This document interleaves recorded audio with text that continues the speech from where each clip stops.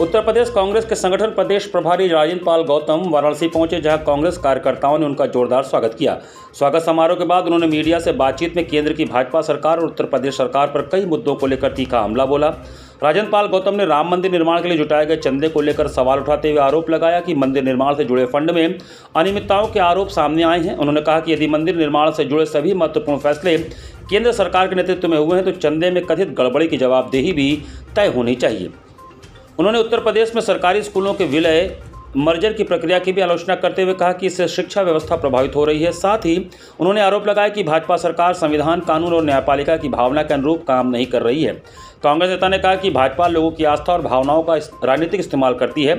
उन्होंने आरोप लगाया कि भाजपा केवल चंदे तक ही सीमित नहीं है, बल्कि अन्य राजनीतिक दलों के जनप्रतिनिधियों को भी अपने साथ जोड़ने का प्रयास करती है। कांग्रेस नेता राहुल गांधी संसद के भीतर और बाहर युवाओं, छात्रों, महिलाओं, दलितों, पिछड़ों और आर्थिक रूप से कमजोर वर्गों की आवाज़ उठा रहे हैं। उन्होंने दावा किया कि कांग्रेस देश के संविधान और लोकतंत्र की रक्षा की लड़ाई लड़ रही है।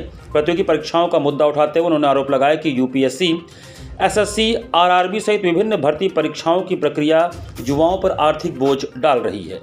विश्व हिंदू परिषद के लोग बताते हैं कि उस वक्त 1400 करोड़ रुपए इकट्ठा हुआ। आज तक उस 1400 करोड़ का था पता नहीं है।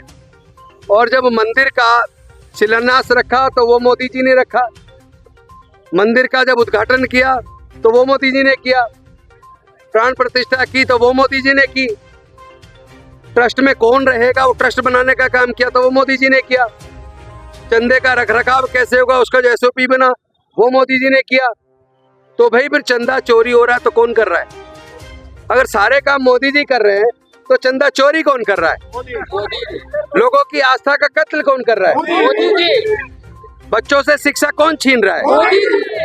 सरकारी स्कूलों को मर्जर के नाम पर बंद करने का काम कौन कर रहा है? जितने पीएसयू भारत सरकार के कांग्रेस ने बनाए तो उनको बेच कौन रहा है? मोदी।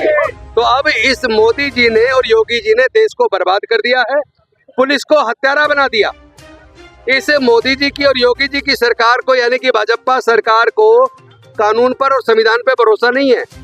इनको न्यायालयों की जरूरत नहीं है, न्यायालयों को भरोसा नहीं है।